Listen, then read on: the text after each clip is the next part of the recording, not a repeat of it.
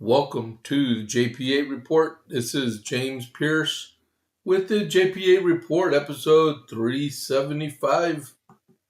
Welcome, everybody. Welcome. I should not say stuff like this in the morning, but this morning I was like, man, there's hardly anything. I was telling about how nobody does anything on the weekend. I just think they took the weekend off because everything exploded between JP's morning brief and the JP8 report. So there's all kinds of stuff going on, but we'll make the best of it. And did I do what I was supposed to do this morning? Nope. Hold on just a second. Let me find where that thing is. Just a second. There we go. I'm opening up a news article on the Texas scorecard, and it pertains to the county right next to mine on a school board bond, on a school bond on the county right next to ours, Lampasas County, since we're in Coryell County. All right, so welcome to JP8 Report. As we get started, and I don't think I'm going to finish all this, but we'll see. We'll get through as much as we can. So as we get started with the JPA report, please click the follow button. We have 145 people part of the JP8 report now. Let's see if we can get to 150 by the end of the week. Okay, let's see. We'll mark that day down in history, right? All right. So click that follow button to be a follower of the JP8 report. Click the like button for the show this afternoon. And that's that thumbs up. Good morning, Richard. Covite for Life was the first person to chime in on the chat. Chime in and tell him good morning. Well, it's only morning if you're in Mountain Standard Time, Mountain Daylight Time, okay? But it's after 12 now, guys. All right. I'm joking. But yeah, let's get involved with the chat. Let's have a little bit of fun. All right, I'm going to start it off because I'm proud to be an American. I'm going to put an American flag in. All right. There we go. And just so you know, last week we missed the 40th anniversary of the bombing in Libya when we bombed the smithereens out of Libya. And then yesterday was Waco, the anniversary of Waco. And it was also, oh man, I can't remember. Oklahoma City was yesterday. And then today is the anniversary of Columbine, okay? I know those are kind of bad days to remember, but you got to remember your history so you don't repeat it, okay? Please, just remember that, okay? We always got to work to improving our society. But if we forget what happened to us, we're bound and determined to repeat it, all right? So let's not do that.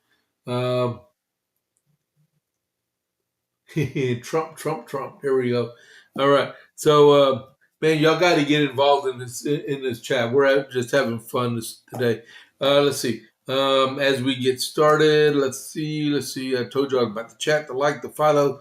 All right. America 250. Let's get this going. This is like a 1.5 pager.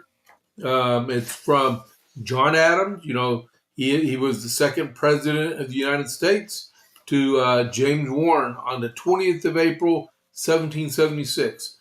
Last evening, a letter was received by a friend of yours from Mr. John Penn, one of the delegates from North Carolina, lately returned home to attend a convention of that colony, in which he informs that he heard nothing praised in the course of his journey but common sense and independence.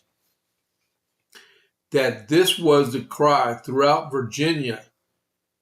If he only knew what's going through Virginia right now, he would retract that statement. But I digress.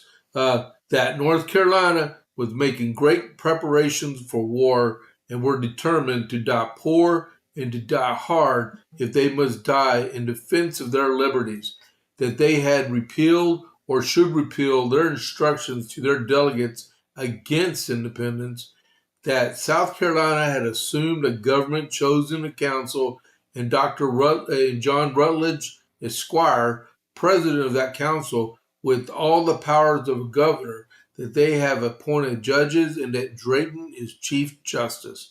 In short, sir, says this letter, the vehemence of the southern colonies is such as will require the coolness of the northern colonies to restrain them from running to excess. Enclosed you have a little pamphlet, the rise and progress of which you shall be told. Mr. Hooper and Mr. Penn of North Carolina received from their friends in that colony very pressing instances of return home and attend the convention, and at the same time to bring with them every hint that they could concerning government. Mr. Hooper applied to a certain gentleman, acquainted him with the tenor of his letters, and requested that gentleman to give his sentiments upon the subject.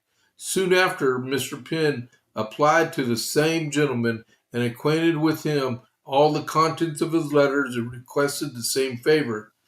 The time was very short. However, the gentleman, thinking in an opportunity providentially thrown in his way of communicating some hints upon the subject which seems not to have been sufficiently considered in the southern colonies, that and so of turning the thoughts of gentlemen that way, concluded to borrow a little time from his sleep, and accordingly wrote with his hand a sketch, which he copied, giving the original to Mr. Hooper and a copy to Mr. Penn, which they carried with them to Carolina. Mr. White, getting a sight of it, desired a copy, which the gentleman made out from his memory, and nearly as he could. Afterwards, Mr. Sargent of New Jersey requested another, which the gentleman made out from his memory, and in this he enlarged and amplified a good deal, and sent it to Princeton. After this, Colonel Lee requested the same favor, but the gentleman, having written him amidst all of his engagements 5 copies, or rather 5 sketches, for no one of them was a copy of the other, which amounted to 10 sheets of paper, pretty full and in fine hand, was quite weary of the office to provide with the trouble in writing, and he borrowed more of Mr. Wild's copy and lent it to Colonel Lee, who has put it under types and thrown it into a shape you see. It is a pity it had not been a copy of Mr. Sargent's copy, for that is longer and more complete, perhaps more correct. This is very incorrect and not truly printed. The design, however, is to mark out path and put men upon thinking. I would not have this matter communicated. I think by all the intelligence we have that North Carolina, Virginia, Maryland, and New Jersey will erect governments before the month of June expires. And if New York should do so too, Pennsylvania will not neglect it. At least, I think so. This is a particular circumstance relative to Maryland, which you will learn ere long, but am not at liberty to mention at present, but will produce more consequences in your favor, I think. But as governments shall be assumed and a confederation formed, we shall have a long, obstinate, and bloody war to go through, and all the arch intrigues of our enemies, as well as the weakness and credulity of our friends, to guard against. A mind as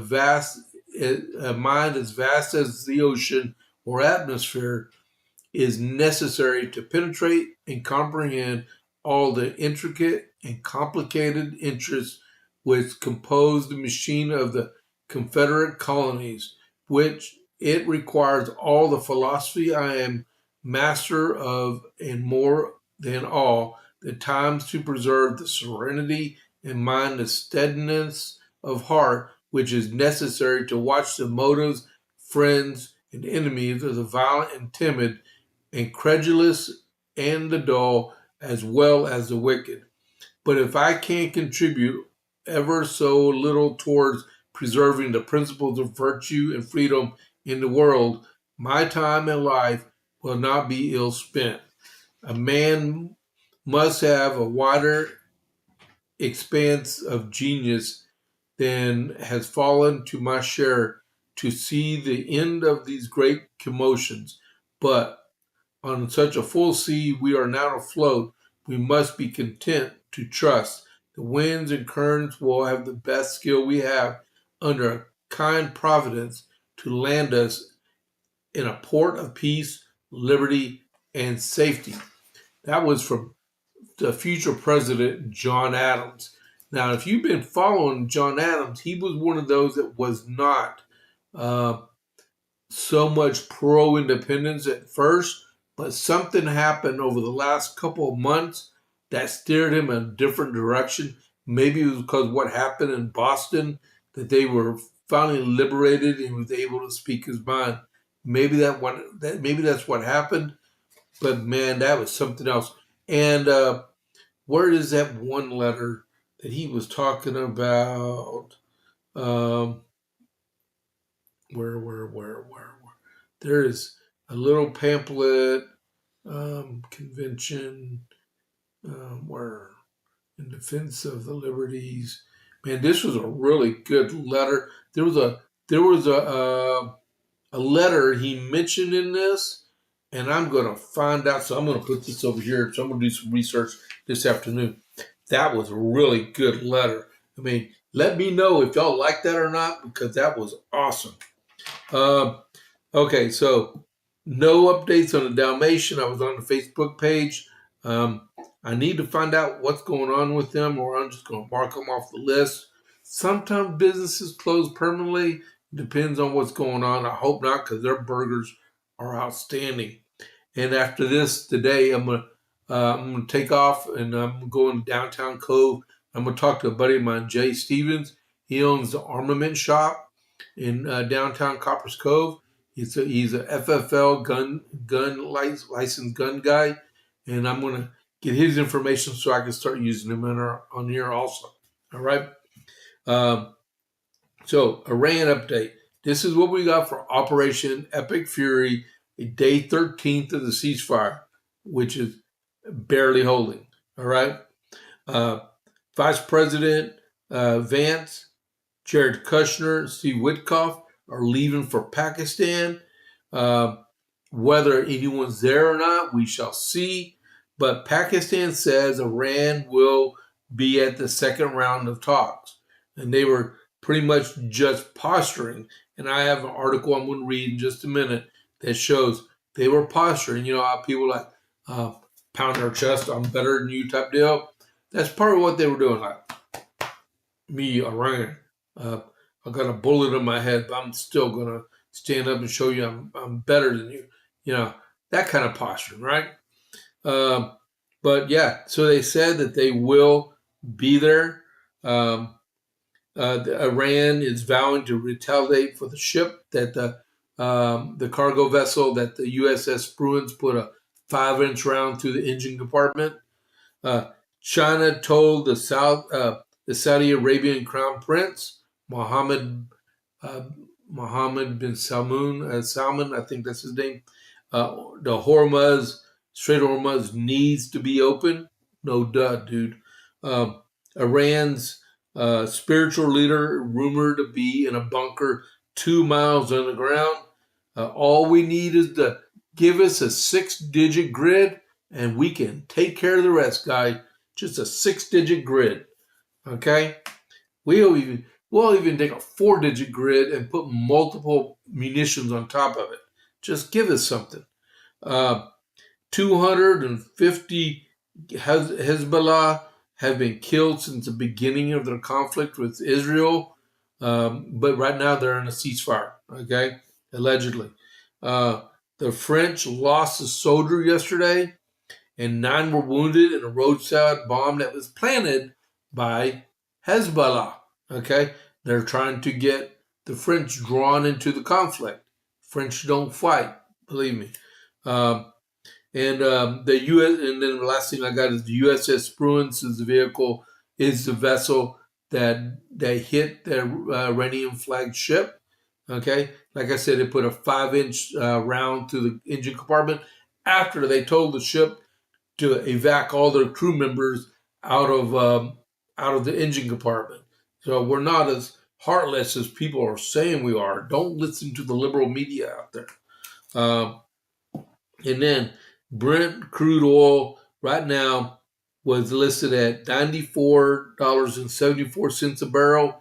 That is this morning when I was doing my the morning brief, it was at 95.61, so it's dropped about 75 cents. The West Texas Intermediate right now is at $86.52 a barrel. That's down $1.25 from this morning. And the stock market was listed at 49,455.32. That's up almost 8 points. So that I took these numbers about an hour ago. So, I'm just giving you numbers. I'm not telling you what to do, okay? All right. So let's see what we got going on. That is the Iran brief. So let's go on into the JP8 report. I was telling people this morning. There was a 7.4 earthquake off the coast of Japan this morning, and they said there was no immediate threat to tsunamis on the U.S. West Coast. That's good news, right? And then, man, I don't even know where to start this morning. I got so much stuff here. All right, so let's go with what we were just talking about with the president. Let's see here. That is extra 5. This is what the president put this out on True Social a little while ago. This morning, 9 o'clock my time, 10 o'clock Eastern time. All right, so transition. Okay, Israel never talked me into war with Iran. The results of October 7th added to my lifelong opinion that Iran could never have a nuclear weapon. Did. Okay. Yeah. The results of October 7th did. Okay. I watch and read the fake news pundits and polls in total disbelief. 90% of what they say are lies and made up stories, and the polls are rigged, much as the 2020 presidential election was rigged, just like the results of Venezuela, which the media does not like talking about it. The results in Iran will be amazing, and if Iran's new leaders, regime change, are smart, Iran can have a great and prosperous future. President Donald J. Trump. All right, so we got that. And let's see here. And then if y'all want to know about the ship that got hit this weekend, the next thing was, where's my transition? Okay, so this happened. This was put out yesterday from the president. Today, an Iranian flagged cargo ship named Tuska, nearly 900 feet long and weighing almost as much as an aircraft carrier, tried to get past our naval blockade, and it did not go well for them. The U.S. Navy missile destroyer, the USS Spruance, intercepted the Takusa in the Gulf of Oman, which is just outside of the Strait of Hormuz, and gave them fair warning to stop. And the Iranian crew refused to listen, so our Navy ship stopped them right in their tracks by blowing a hole in the engine room. Right now, U.S. Marines have custody of the vessel, and the Takusa is under U.S. Treasury sanctions because of their ship prior history of illegal activity. We have full custody of the ship and are seeing what's on board. President Donald J. Trump. All right. He wrote that yesterday. And then I got that one for the next one. All right. So that a lot of that is going on right now. So we go on to, we'll keep this right here. We'll stay on the subject of Iran just for a second. All right. So if you listen to the news, lessen the greed and sell affordable prices. Yeah.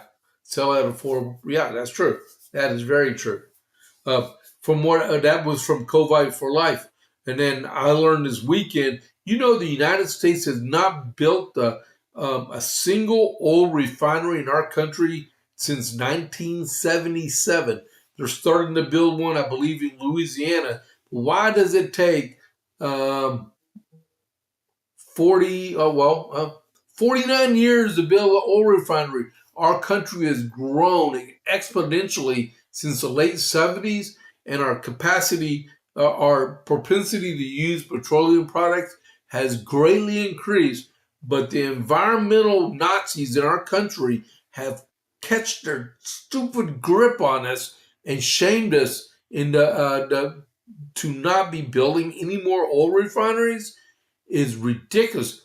That is one of the reasons why the price of gas is always so up high in price, is because of what the environmentalists have done to our country and kept us from we can build refineries and provide really good, high-paying, skilled jobs in our country and provide petroleum products at a decent price for Americans. We pump so much, but we do not have the capability of refining at the momentum we can, because of these people. They keep doing is taking us to court over and over and over again and make it so expensive that people say, "Oh, I give. I'm not building jack." Okay? That is what happens. All right? Thanks for that, Richard. I appreciate that. You got me going. All right.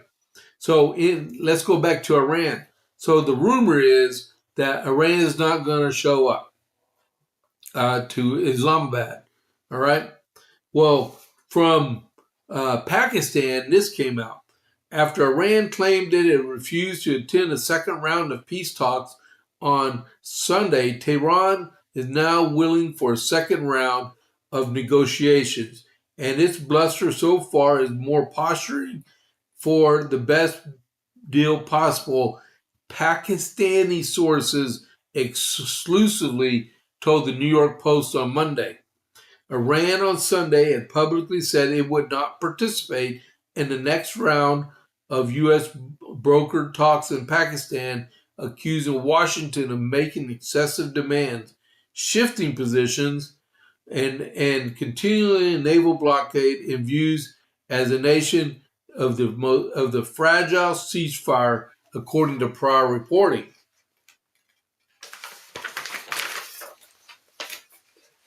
Current hard stance is posturing to extract maximum advantage when second round happens, the person said, citing takeaways from discussions with the Iranian Foreign Ministry spokesman.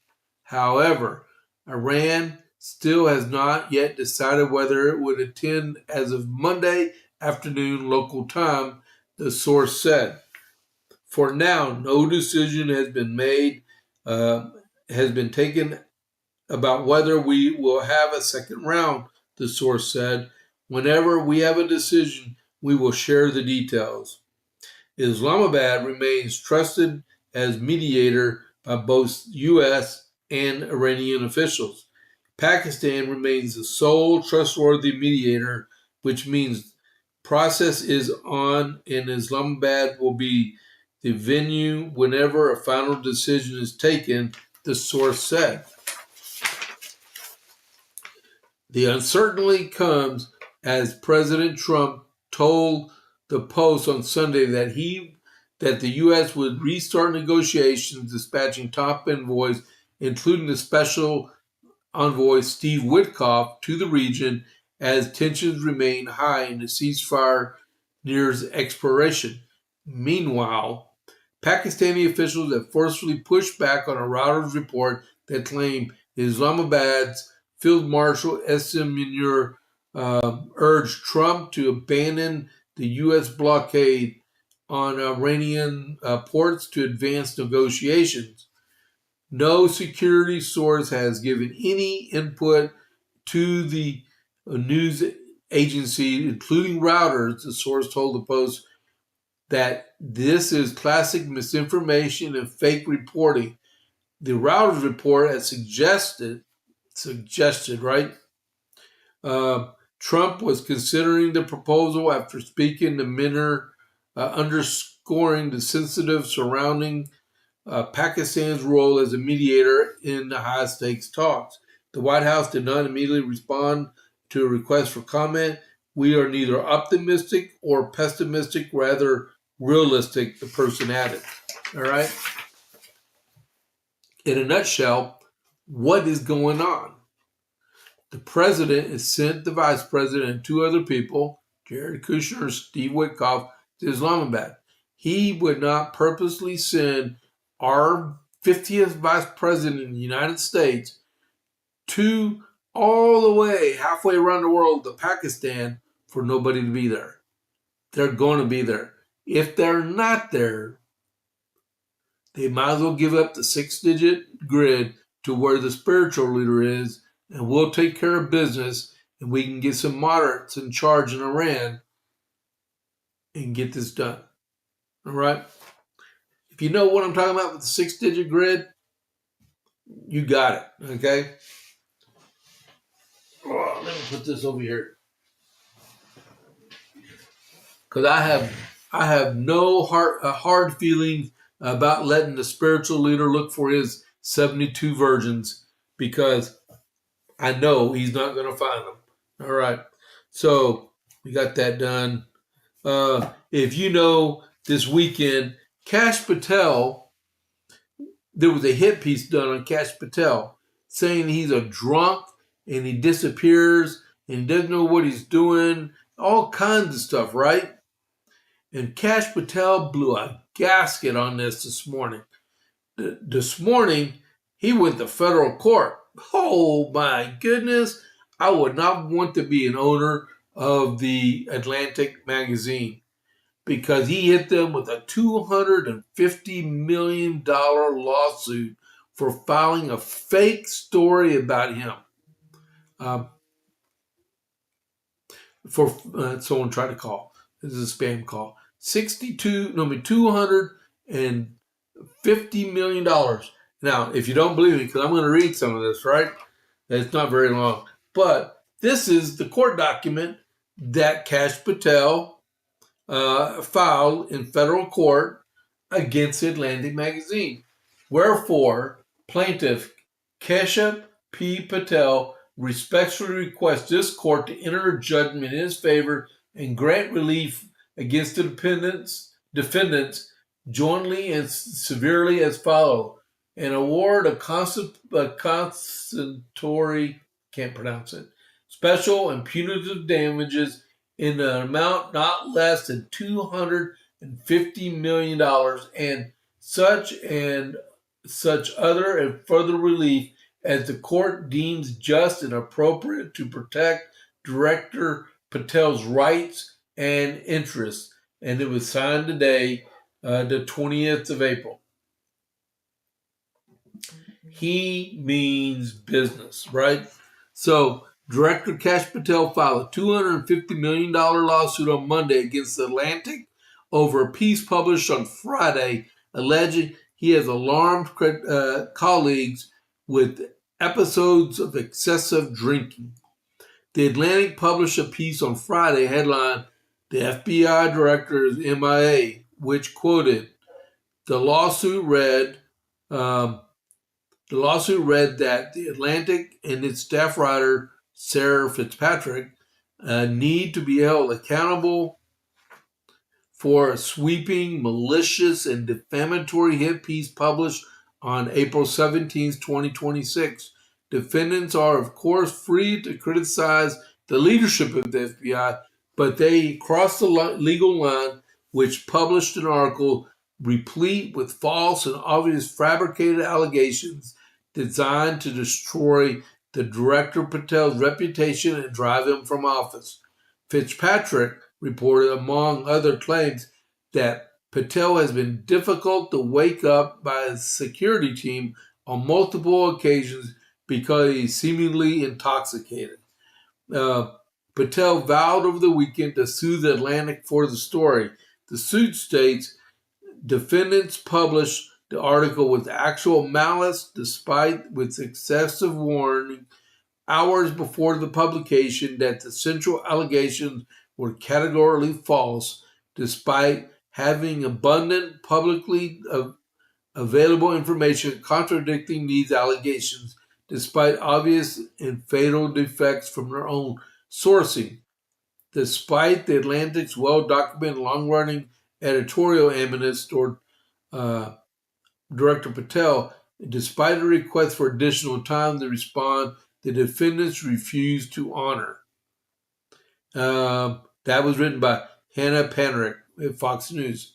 So be careful what you say and do. It can come back to haunt you. He filed a $250 million lawsuit against the Atlantic. Go back and listen to Dan Bongino, and he will tell you this morning his idea of what happened. Because if you need to get a hold of the Kash Patel, you know where he is most of the time? What Dan Bongino said. He works out a lot. On his downtime, he goes to the gym. Go to the gym, you'll find him, right? Call him. He'll answer the phone if you have his phone number, right? Just because you're a reporter does not mean you have complete access to the FBI director, because he has a job to do, right? So good luck, Mr. Patel. I hope you make a whole lot of money on this one. All right, next. Let me put that through. I hope y'all are liking this. Don't forget to click that follow button for the podcast, and then give us a like for the days. Okay. You know what tomorrow is? Tomorrow is election day in Virginia. Now I got several articles I could put on here, right? Man, I got a whole boatload of stuff. I might save some of this for tomorrow morning, but I'm telling you right now, you heard me read that letter from John Adams a while ago. We've got issues in our country. And tomorrow, we are going to see how much power the liberal Democrats have in our country as they try to illegally modify the Constitution of the state of Virginia, or the Commonwealth of Virginia, to enforce redistricting. So what I'm saying is that, so Glenn Youngkin was putting out a piece. He's been hitting the campaign trail, right? They illegally kept a special session in Virginia legislature over two election cycles to illegally put this one piece of legislation to the voters. And then they started illegal early voting before the specified amount of time from when something actually passes the legislature to when you can start voting on it.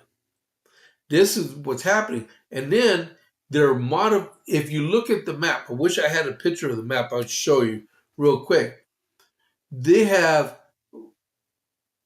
4 or 5 of the 10 congressional seats in Virginia all resonate from Fairfax. I'm serious. If you look at the map, it looks like a hand. You got congressional seats going here and here and here and here, and then they come out and they spread out. They spread out, or become a circle or whatever.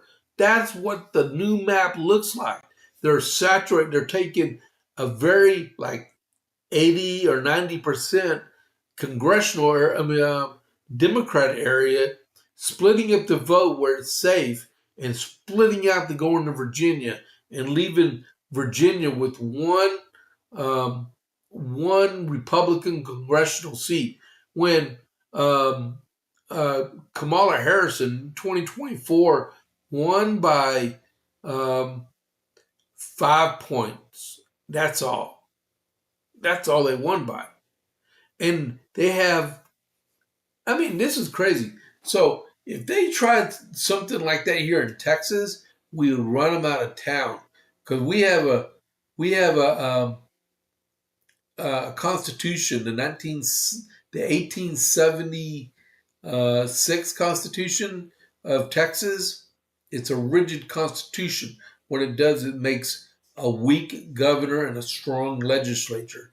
So if anything needs to get passed, it needs to go before the voters as a constitutional amendment, right? Because we have a part-time legislature. Uh, so, I'll take, for instance, a few years ago, we instilled in our Constitution that there will not be an income tax in Texas. Okay? And you just can't go in and overrule a constitutional amendment in Texas. It takes a pretty good sized vote. And I can't remember what size you need, what majority of a vote you need to be able to overrule it. But in in Virginia, they had just passed in 2020 a bipartisan redistricting commission to establish their congressional seats for 2022, right? When everything got reallocated, reapportioned. That's the term. So they had just done that in 2022, 24.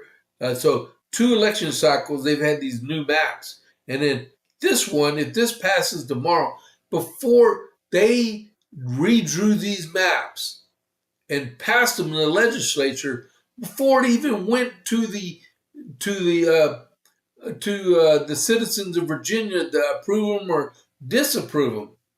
So they want to overrule the Constitution of Virginia to allow them the authority to be able to temporarily, quote unquote, redistrict Virginia for 2 election cycles, then go back to the way it was. It makes no sense. I was reading that there's a chance that this could be overturned in the court, either in the Virginia Supreme Court, and I would immediately appeal this to the U.S. Supreme Court on an emergency basis before it goes too far. If y'all agree with me, say something in the chat, because makes no sense whatsoever that this is able to even, I ain't even got to any, I've gotten to one line in my entire notes so far. Wow. I would say if you're watching this and you are living in Virginia, vote no. Get over it, vote no. And I would say this because your governor promised when she was running that she was not running to redistrict Virginia. And what did she do after she got sworn in? She got sworn in January, February, March, so barely 90 days, and they got voting. Oh my goodness! She got sworn in January. Early voting started March 6th, right? So she was barely governor a month, and this is already going before voters for the people to redistrict. This was already put into my dogs are barking. This was already put in the plan to overturn because they hate President Trump. Listen to Fox News Sunday yesterday with Senator Tim Kaine from Virginia, and he said in his interview with Shannon Bream was that the whole purpose for this was to get back at President Trump. That's the whole reason. So they're spending hundreds of millions of dollars on an election and to screw up the entire election cycle with congressional members just to get back at President Trump. All right? Yeah, just when you think you've seen it all. Right, that is true. As COVID for Life said that. So my recommendation to you, if you live in Virginia and you're voting, if you have not voted yet, get out there and vote tomorrow and vote no. Vote no. There's only one. James, which question is it? I should have put it on my slide deck. There's only one question on the entire ballot that's in this special election. Just answer no, because they tried to screw up the wording on it just to confuse voters. Vote no. Everyone knows if you are against this redistricting thingamajig going on, vote no. Right? So let's see here.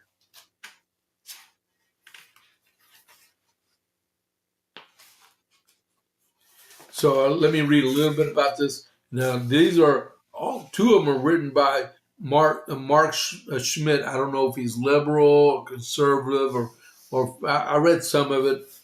This came from April 11th, which was 9 days ago.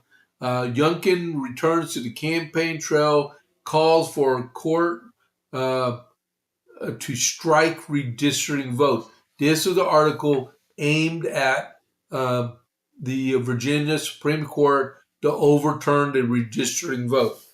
With just 10 days remaining before Virginia voters decide to closely watch redistricting referendum, former Governor Glenn Youngkin on Saturday called for the Supreme Court of Virginia to strike down the measure, arguing it stems from what he described as an unconstitutional process. Speaking before a crowd of at least 150 at Vote No rally held at Bella Rose Estate in Lynchburg, Youngkin returned to the campaign trail for the first time since leaving office in January, joining Republican lawmakers and officials in a coordinated push to defeat the April 21st ballot measure. They've proposed a map that is only, in my view, as a result of an unconstitutional and illegal, Youngkin said, urging the state's high court to intervene. I call on our state Supreme Court to do its job and opine on it. The rally, hosted by U.S. Representative John McGuire of Goochland, featured a lineup of Republican figures, including former Attorney General Jason Miyares and U.S. Representative Jen Keegans and several other lawmakers from the Lynchburg region. Youngkin sharply criticized both the proposed congressional map and the process behind it, calling it the most ridiculous usurping of the voice of the people that could possibly imagine. He argued that the ballot language itself is misleading and accused Democrats of violating constitutional and procedural requirements in advancing the amendment. At the center of Republicans' messaging was Abigail Spanberger, she's the Secretary General, right? Whom speakers repeatedly cast as the key figure behind the redistricting effort. Youngkin labeled her Governor Bait and Switch, that's putting it nicely, accusing her of reversing the campaign's positions. Virginia is under assault because we have leadership in Richmond that is trying to take away your vote. Youngkin said, adding that Spanberg had promised not to pursue redistricting, but signed legislation enabling the current proposal shortly after taking office. President Trump, who visited Charlottesville on for a private fundraiser Friday also took aim at Virginia Democrats in a post on Truth Social on Saturday, accusing her of undermining Virginia's economy through tax policy. But if you don't know what I'm talking about, you ought to see what the cost of living is about to adhere to in the Commonwealth of Virginia, because you're going to see a whole slew of U-Hauls. I mean, Governor Newsom out in California is going to relinquish his title as U-Haul Salesman of the Year because Spanberger is going to get that one. Okay, I can't believe that this new governor Spanberger has done to the Commonwealth. So sad, Trump wrote, going on to criticize her as a series of new taxes. Spanberger pushed back on a post on X, formerly Twitter, disputing Trump's claims and accusing him and his bullies, really, of spreading misinformation about her record. The president, okay, I don't care about what she's saying. The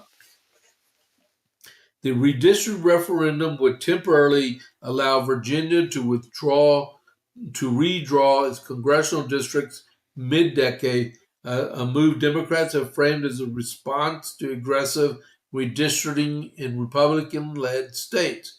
Spanberger has publicly supported the measure while emphasizing that her focus remains on governing rather than campaigning.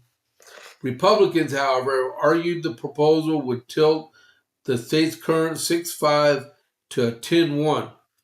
Ramirez, who carries the Virginians for Fair Maps PAC, echoed Youngkin's criticism, accusing Spanberger of going back on a key campaign pledge. By every definition, Abigail Spanberger has broken the promises she made for Virginia. He also criticized the design of the proposed districts, describing it as a lobster district due to its unusual shape, and argued the map was drawn without sufficient public input.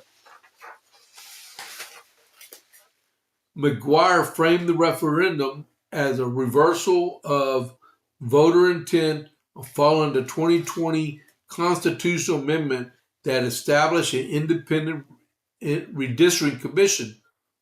Virginia has the fairest maps in the country. Now that Democrats have power, they've changed their mind and they want to take away your voice. Keegan similarly warned that the proposed changes would concentrate political power, saying that the current maps more closely reflect statewide voting patterns. No, it don't. And if you believe that they're going to put the maps back the way they are in 2030, do you actually think that Democrats will purposely give up power after they've reestablished it? Okay, if you believe that, put something in this chat. Show me, right? What they want to do to Virginia nowadays is make 92% of the Commonwealth to be represented by one political party. That is wrong, that is unconstitutional, that is illegal. GOP state lawmakers in attendance reinforce these arguments. Let's see, what else? Okay. The referendum, this is the part I was looking for.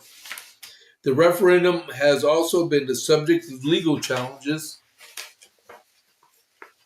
The Supreme Court of Virginia previously allowed the vote to proceed despite objections from Republicans, a decision welcomed by Democrats, including former President Barack Obama and Spanberger. Youngkin's call Saturday for the court to strike down the measures signals a continued legal and political battle, even as ballots are being cast. Chris Farley, Republican member of Lynchburg City Council, said opposition to the referendum extends beyond party lines. It is not much Democrats and Republicans. It's more like Virginia versus everybody else. Okay? It didn't really go into too much on it, but You heard me talking about it a while ago about the process of the minimum number of days, which I believe is 120 days from when something is passed before it can go be voted on by the populace, right? All right. So where are we at? Man, we're already at 12:50. Man, where did the hour go? Oh man, this sucks.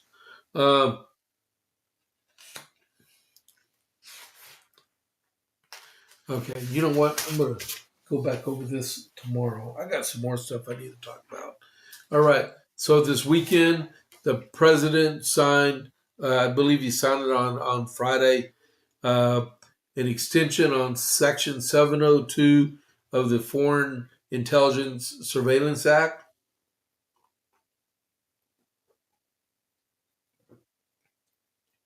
All right. Give me a second here to refresh for a second. Okay, so the sunset for FISA 702 expired today. All right. So they were rushing last week to get an agreement to get to the president to sign, but it fell apart. So what the speaker did was come to a compromise to do a 10-day extension. It's a 10-day or 13-day extension on the, it's a 10-day extension on the bill that would extend the lifespan of the Section 702 of FISA until the 30th of September. It passed in the House by unanimous consent, whereas what they do is that by voice vote, does anyone object? And if they hear nothing but crickets, it passes. So that happened, and then it immediately went over to the Senate. And on Friday morning, the Senate said, I got this bill. Does anyone object? And if they hear nothing but crickets, it passes. So they have a bill that passed both the House and the Senate, and it goes from there to the president, and the president signed it. All right? That's how it happens. So Section 702 is a controversial U.S. surveillance authority that lets the government, primarily the NSA, collect communications on non-U.S. citizens located outside the United States for foreign intelligence purposes. This collection occurs without warrant and often sweeps in American communications. That's against the Constitution. When they interact with targeted foreigners known as incidental collection. The program has faced criticism over privacy concerns, Fourth Amendment, of potential abuses, querying American data without warrants. Again, Fourth Amendment. All right? They call backdoor searches. Section 702 was reauthorized 2 years ago in April 2024. That was when President Otto was president, okay? While the Reforming Intelligence Securing Act, called RISA, and then they put a 2-year sunset period on it. Efforts for a longer, clean reauthorization, no major changes or extensions of 18 months to 5 years failed in the House due to opposition from some Republicans and Democrats. Opponents pushed for reforms such as requiring warrants for acquiring American data, i.e., Fourth Amendment. All right? Closing data broker loopholes.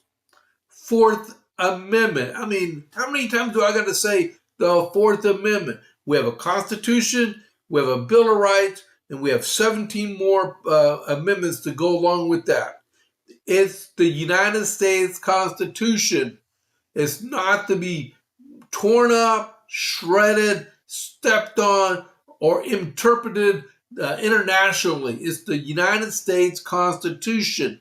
The Fourth Amendment guarantees the rights of Americans to have warrants issued so we know what's going on. Not secret warrants like what President Otto was doing to countless Republicans and conservative groups, telling people they got data from us. You are not permitted by law to tell the person that we got the data from that we got the data from them. Really? Y'all are so corrupt, man. But so they have until September. I mean, it's April 30th to come up with an extension if they can. If not, it goes away. It can go away for all I care. We still have. It doesn't have. We can make do with that. Before 2001, we did not have a FISA court. We do now. It came about, I believe, with the Patriot Act. Okay, this Fourth Amendment. Just remember that. And if you feel as dedicated to me about it, you know what? You need to call your congressman and tell them to protect our right to the Fourth Amendment. All right, what are we doing now? All right, so that was one of the biggest things. It's already 12:55. I'm going to go a little bit overtime, a little bit. Saturday morning, the president had a surprise executive order signing ceremony at 8 o'clock Central Time in the Oval Office. You know, President Otto Penn would have been sound asleep at that time of day. I don't believe he got up before 10 a.m. I could be mistaken, right? So what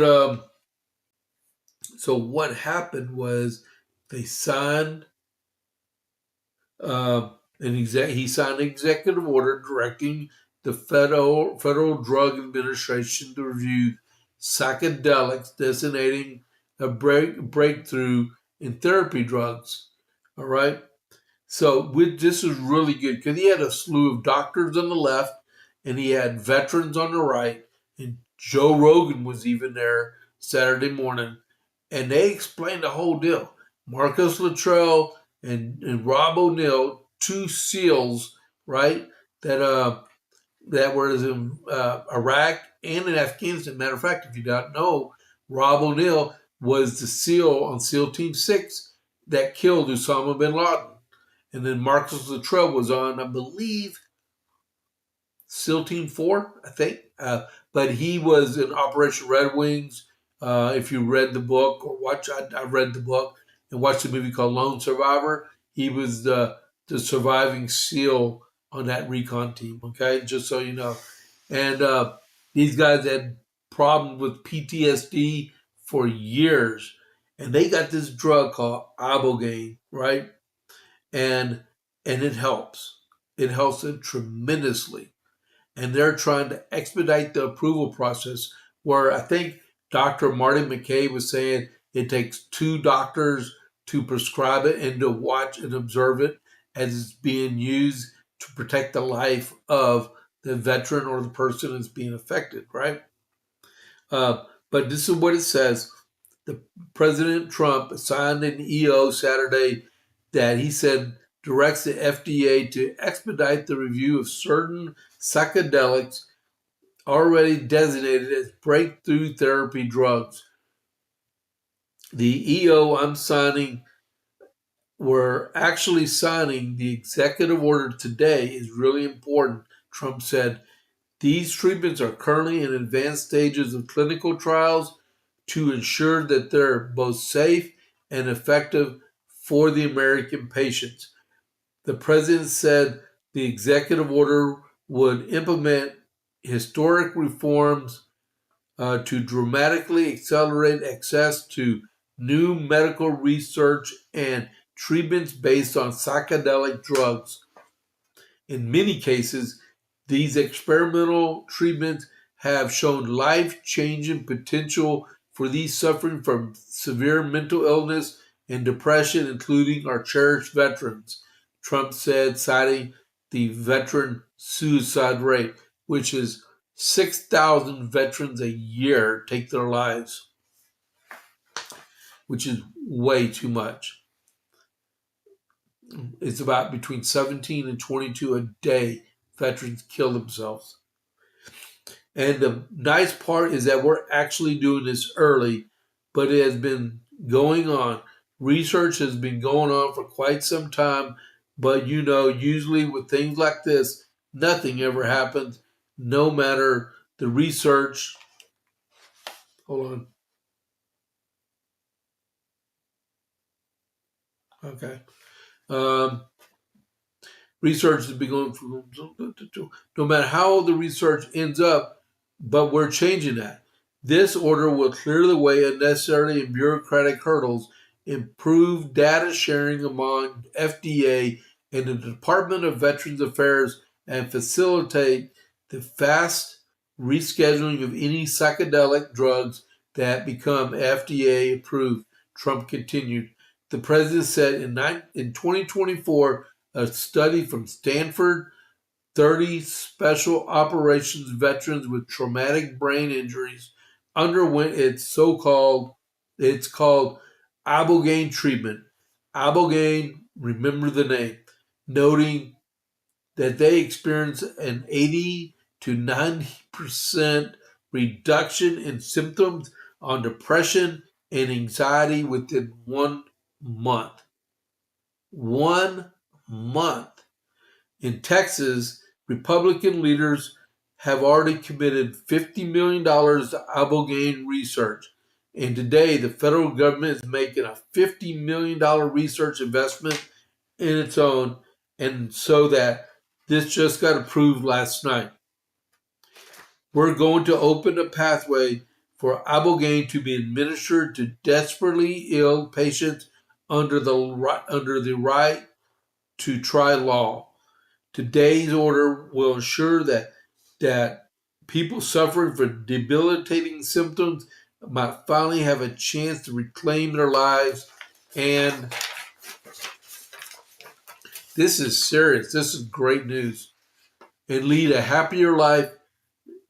Just lead a happier life, he added.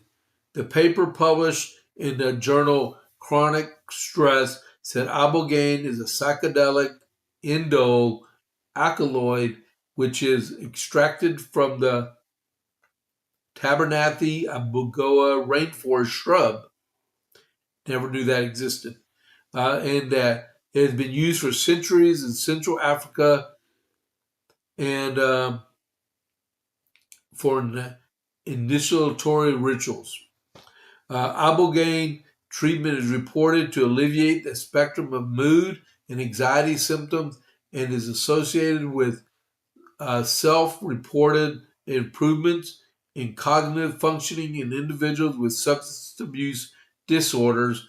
During treatment, ibogaine allows the evocation and reprocessing of traumatic memories and occasions to therapeutic and meaningful visions of spiritual and autobiographical content, which are central to relevance in addressing PTSD-related psychological content, it added.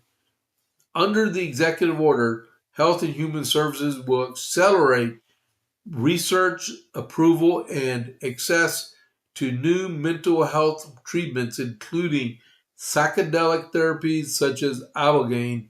We're taking this decisive step to confront one of the most urgent public health challenges facing our nation, mental health crisis.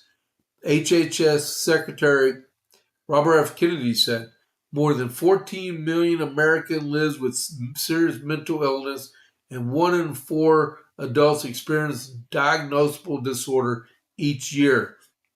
Suicide has risen more than 30% over the last 2 decades. One is one too many, okay? With another peak in recent years. Among veterans, more than 6,000 died by suicide each year since 2001. That's sad. We have lost far more veterans to suicide than to combat.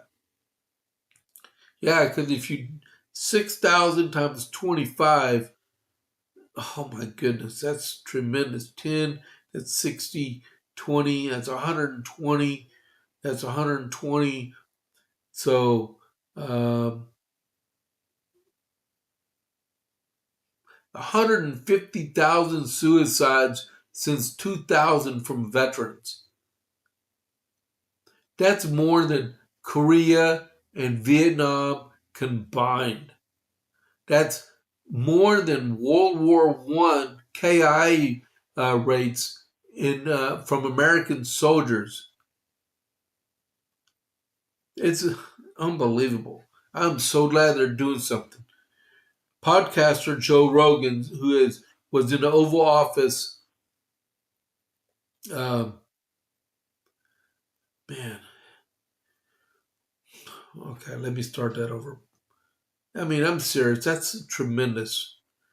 Podcaster Joe Rogan, who was in the Oval Office with Trump on Saturday, also said, I want to say that I'm here because of the man to my left, Brian Hubbard.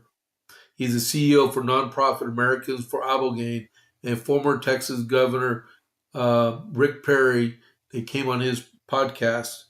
They told me how important this medicine is, and having a conversation with them gives them a chance to hear. In my last page, come on. All right, so that's tremendous. And he allowed Morgan Luttrell and Marcus Luttrell and Rob O'Neill all speak in the Oval Office about this. It sounds like Marcus Luttrell and Rob O'Neill both had their problems with mental illness after they got out of the Navy, which is understandable because a lot of us know about what goes on with soldiers and sailors, airmen, Marines in the military and in combat deployments and stuff. And especially with, just look at what Marcus Luttrell did when he was almost killed, right? And then Morgan Luttrell said, Morgan Luttrell is a congressman, I think from the 5th or the 6th congressional district in Texas. He's retiring at the end of his term. And he said over the course of his last 6 years in the Congress, he named him, he named Dan Crenshaw, he's a rhino, but still, he's still a veteran, and countless other veterans that tried again to get this moved in Congress, and it's a no-brainer. This should pass on unanimous consent. It should pass by, right? And it never has. It always falls short of making it to the floor. And he hopes that maybe before he leaves office, this could get approved. I mean, I know I've spent 15 minutes talking about this, but this is important to me. I mean, I don't need it, but there's veterans out there that need it.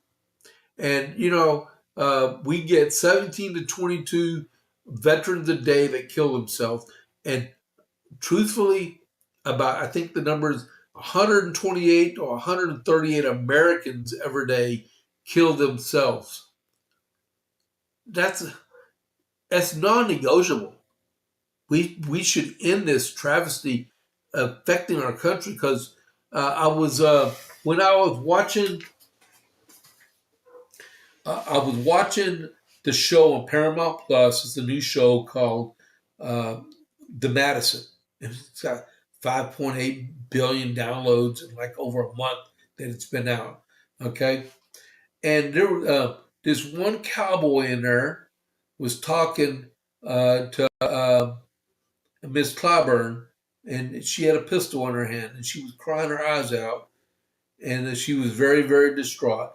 And he got her to roll down the windows talking to her, and he told her, he said, that's a permanent solution to a temporary problem.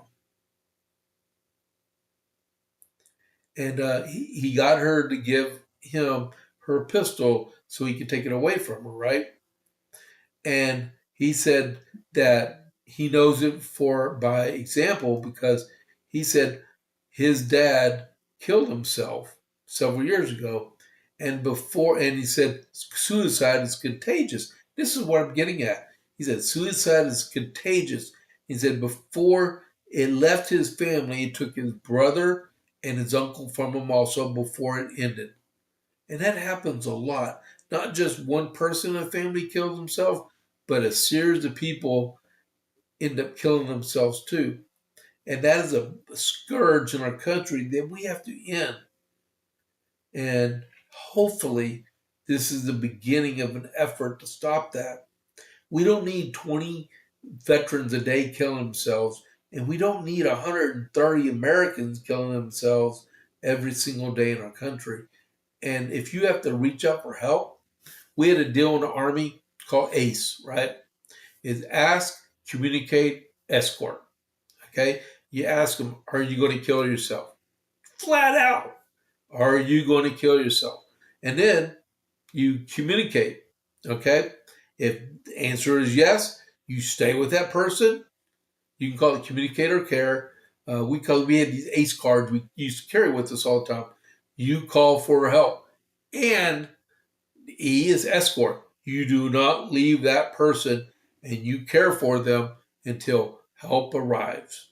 All right. And in the Army, you're going to call like guys like me, a platoon sergeant or first sergeant or your PL, platoon leader or your commander, and they'll get there to help you out. All right. And then call 911 and EMTs for the post will show up. Right. Then that I can't believe I'm talking about this. 20 minutes. Look what I got here. All right. But this is a very important subject. All right.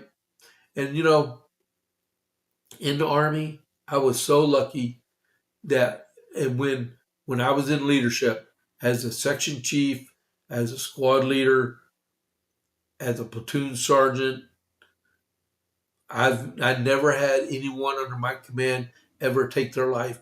I think it would have ripped my heart out of me. I'm glad it never happened. But I tell you, I've had people have to refer themselves to a DAPC, which is Alcohol and Drug Control Prevention Program. I don't know what they call it now. And I was a UPL for years in the Army as unit prevention leader because this stuff, it's so personal. And my brother did commit suicide 10 years ago in July, and I'm glad it didn't go any further in our family, like Cade was saying, right? But, oh my goodness. I'm sorry I went on a tangent like this, guys. You know what? I'm going to stop this today. I'm going to go over one more thing, okay? And just quickly, the Supreme Court enters its last week of arguments, and on Wednesday, I'll go over this again in the morning. But on Wednesday morning, they're going to have arguments that prevents the automatic parole, makes it harder to parole a legal alien in our country. And this is about some guy that he was granted admission in our country. He had a green card. He got caught breaking the law. He was like counterfeiting or something, right? And he fled justice and left the country and came back and expected to stay. The liberals say, yes, he should be able to stay because he had a green card. But the way the government and people are fighting this, they're saying, no, he fled the country and he should not be able to stay in our country. Believe it or not, National Guard is the highest rate. Yeah, you're absolutely right. Thank you.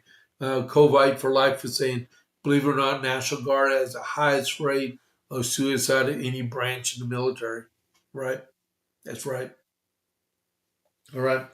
So thank you, Richard, for listening. Okay. I appreciate that. I'm sorry I vented so much on that, but as veterans, Richard's a veteran. He's a sailor. And I'm a soldier. I mean, but we got that brotherhood, okay? We should always remember that. All right, so let's just end it there. I'm going to give you all my socials, and then I'm going to sign off for the day. I'm going to relax, and I got stuff to do. Now I'm mentally spent for this. This is unbelievable. I went through this today. All right. Thank y'all very, very, very much for tuning in. If y'all want to find me, these are some of my socials I'm on. I'm on X, and I'm on Facebook. I'm on ScrewTube and True Social. And you can always email me at the jp8report@gmail.com. All right. So thank y'all very much for tuning in. And hopefully that wasn't too personal.